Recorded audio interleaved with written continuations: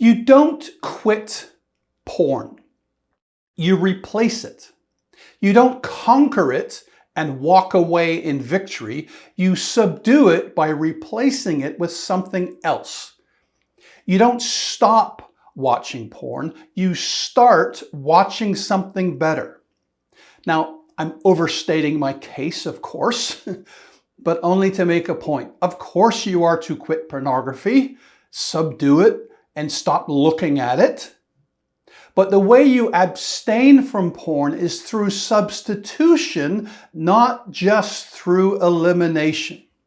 This is Paul the Apostle's point here in his letter to the men and women at Rome. I speak in human terms because of the weakness of your flesh. For just as you presented your members as slaves of uncleanness and of lawlessness leading to more lawlessness, so now present your members as slaves of righteousness for holiness. What Paul is saying is that you used to offer parts of your body as slaves to uncleanness. Now offer parts of your body as slaves of righteousness for holiness instead. That's the key to victory. Instead of. Instead of doing A, now do B. Rather than doing X, do Y instead. Instead of looking at porn, look at your Bible. Rather than using your hand to pleasure yourself, use it to perform an act that leads to holiness instead. Now, this is necessary advice because the pathway to victory over sexual sin isn't just a bunch of negatives. It's not just a list of don't look, don't browse, don't search, don't touch.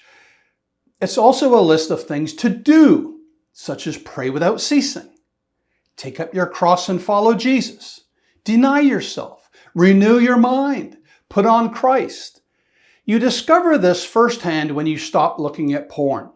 Suddenly you find yourself with all kinds of time on your hands. What you do to occupy those idle hours makes all the difference. You can occupy your mind with senseless movies and video games and TV shows and other time wasters, as I did, to no avail, or you can instead use your time more productively. You can offer your eyes, your mind, your imagination, and your hands as slaves of righteousness for holiness. You can use your body for good.